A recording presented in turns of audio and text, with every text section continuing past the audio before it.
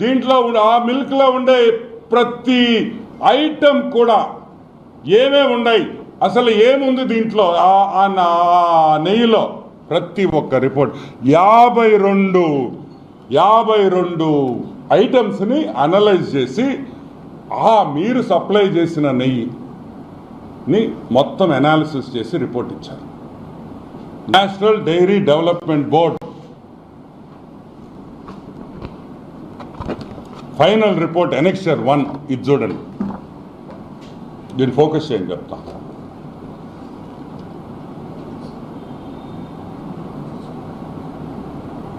దీంట్లో ఏం రాస్తుందంటే నేను చదువుతాను, మళ్ళీ మీకు చూపిస్తాను.